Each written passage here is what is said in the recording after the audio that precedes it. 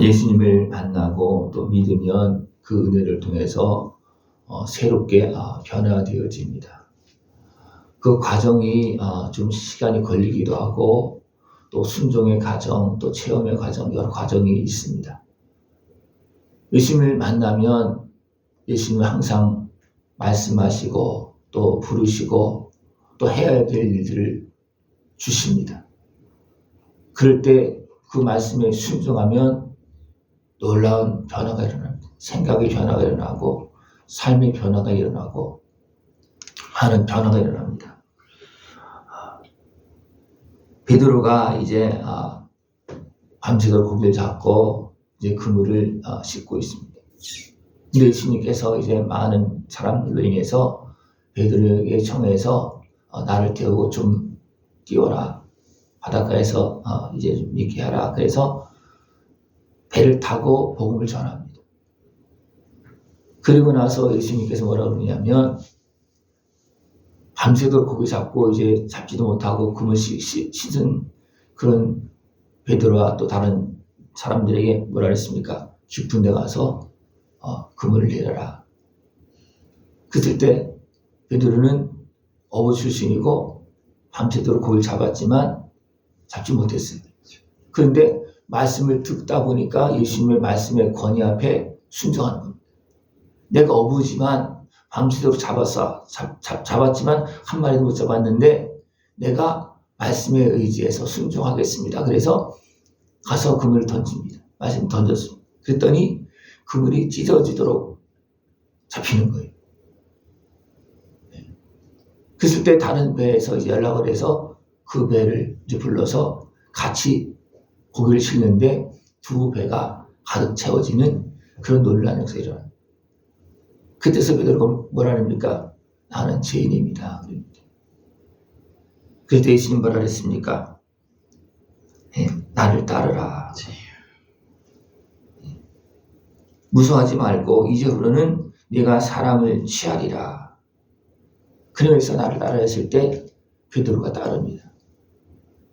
베드로가 배를 어떻게 보면 예수님께서 사용하도록 주고 또 예수님 앞에 말씀 앞에 순종했을 때 놀라운 것을 체험합니다. 그러고 나서 예수님께서 나를 따르라 했을 때 내가 이제 고기 잡는 어부가 아니고 사람을 취하는 제자가 사도가 될 것이다. 그렇게 이제 말했을 때 어떻습니까? 베드로가 따릅니다. 따랐더니 이제 고기 잡는 어부가 사람을 취하고 사람을 구원하는 제자로 사도로 쓰임받는 놀라운 변화가 역사가 일어납니다. 예수님을 보고도 예수님을 만나서도 예수님 앞에 온전히 순종하지 않으면 그 기회를 잃어버립니다. 그러나 예수님 앞으로 나가고 그 은혜를 누리고 또 순종하면 놀라운 회복의 역사, 변화 역사, 아예 삶 자체가 변화되고 변화되어집니다. 또 나병 들린 사람들이 이제 예수님 앞에 나와서 보고서 엎드려서 구합니다. 원하시면 나를 깨끗하게 하실 수 있습니다. 그래서 이거 원하십니까? 내가 원하노니 깨끗함을 받으라 하니까 곧 나병이 떠납니다. 이 나병 들린 사람은 어떻습니까? 예수님 앞에 나와서 엎드려서 구합니다.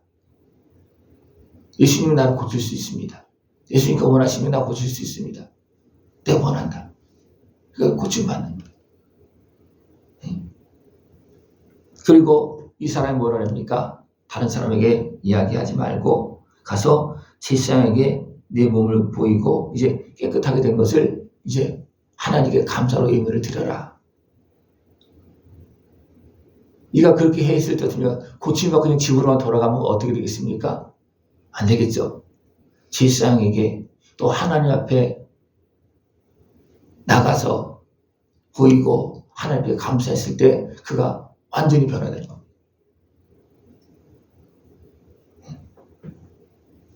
우리가 하나님 말씀 앞에 순종할 때 계속 거쳐야 되는 그 과정들이 있습니다.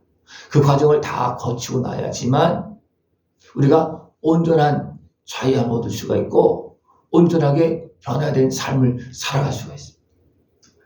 나병이 고침받았다 할지라도 제사장에게 확인을 받지 않으면 어떻게 되겠습니까? 인정할 수가 없는 거예요.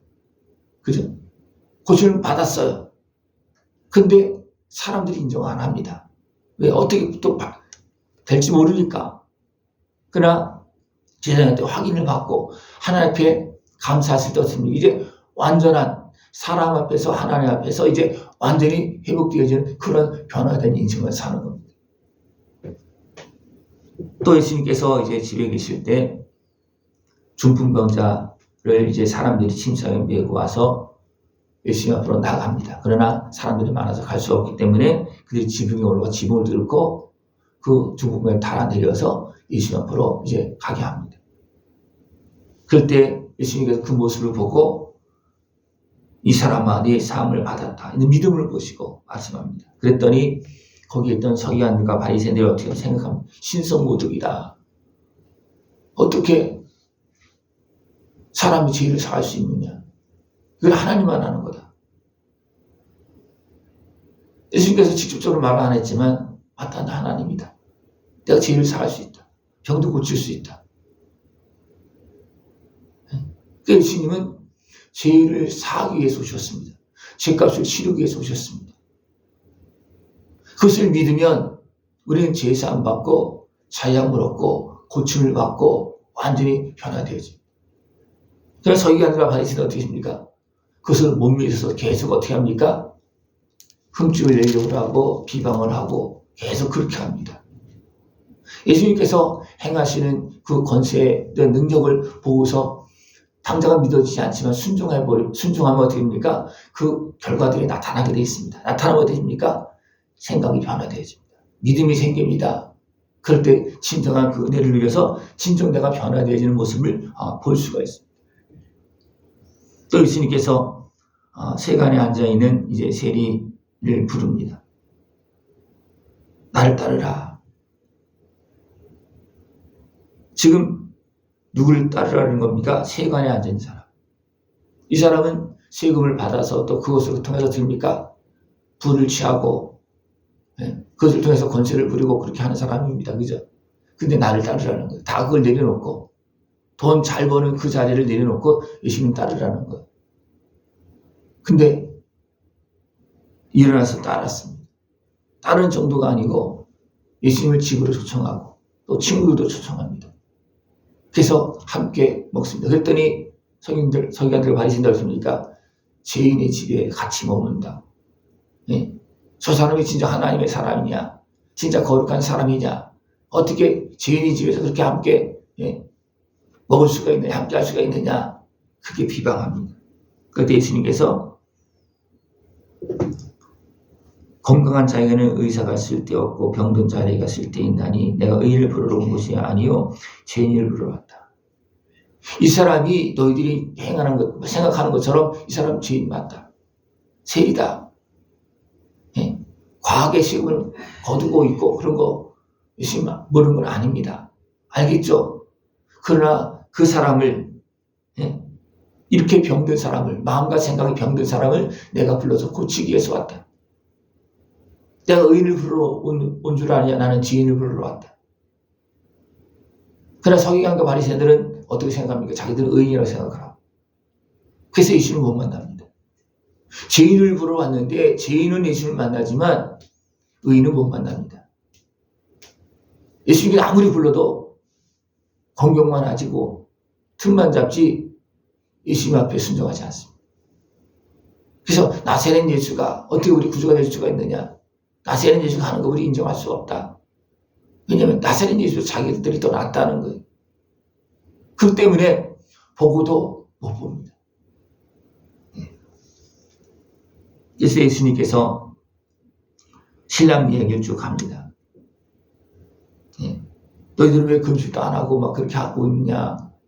죄인들과 같이 막 어울리고 그렇게 있느냐? 나는 지금 이들의 신랑으로 온 거다. 신랑은 만남이 있을 때 잔치가 벌어지는 거잖아요. 그죠? 지금 잔치할 때인데 왜 금식을 하느냐?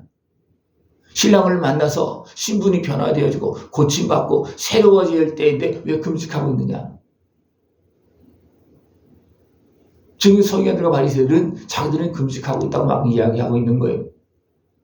그러나 지금은 자기 육신의 소욕에 매여서 금식하는 것이 아니고 나를 구원하러 오신, 나를 변화시키러 오신, 나를 새롭게 하기 위해서 오신 예수님을 믿는 것이 중요하다는 겁니다. 우리 어리석은 육신의 소욕에 매인 행위가 중요한 것이 아니고 나를 위해서 오신 예수님을 믿고 순종하는 것이 중요하다는 겁니다. 순종하지 않으면 나는 변화되지 않습니다. 순종하지 않으면 살아계신 하나님의 은혜를 볼 수가 없습니다. 만날 수가 없습니다.